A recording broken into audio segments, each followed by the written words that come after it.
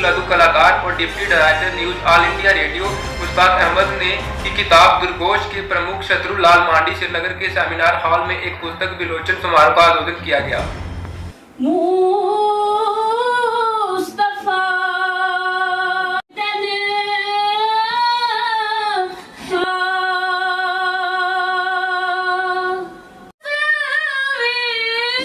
खुश आमदीद करान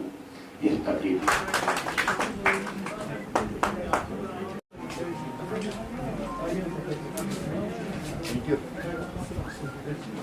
पिछले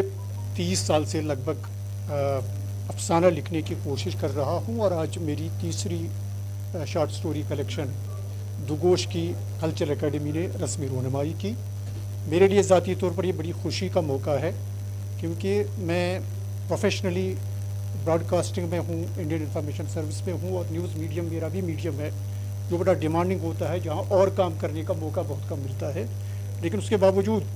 वहाँ अपने फ़राइज़ निभाते हुए मैंने ये 3 कश्मीरी शॉर्ट स्टोरी कलेक्शन अब तक लिखी हैं, तो इसलिए थोड़ा सा एक इत्मीनान का एहसास भी है और इसकी बड़ी पजीराई भी हुई। मेरी पिछली जो कलेक्शन थी उस पर साहित्य अकेडमी और रियासी अकेडमी का अवार्ड भी मिला और कश्मीरी पढ़ने वाले हलकों ने इसकी बड़ी पजीराई की। तो मैं उम्मीद करता हूँ कि ये जो आज की कलेक्शन है इसकी भी पजीराई होगी, इस पर भी एक तनकीदी डिस्कोर्स चलेगा। क्या चीज़ें हैं जो आम तौर पर अफसाना जो होता है वो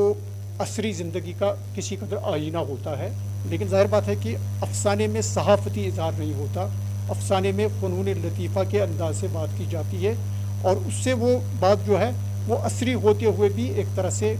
असर से निकल के आफाकी हो जाती है। इस तरह की कोशिश की गई है और जाहिर बात है कि अड़ोस पड़ोस में जो कुछ हो रहा है, अड़ोस पड़ोस में जिस तरह की तब्दीलियाँ आ रही, पिछले 40 साल में पूरी दुनिया में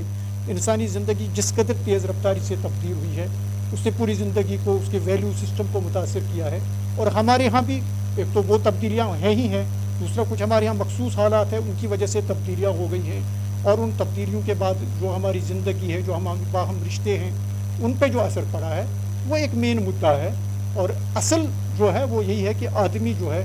गालिब ने कहा था ये आदमी बजाय खुद एक मशर ख़याल, तो ये आदमी सिर्फ वही आदमी नहीं होता जो दिखाई देता है, इसके अंदर झांक के कोशिश की है कि आस पड़ोस में जो हो रहा है और उसके तय जो रवैया है, जो हमारी साइकी पे उसका असर पड़ रहा है, उसको दर्शाने की कोशिश की है। बहुत बहुत शुक्रिया।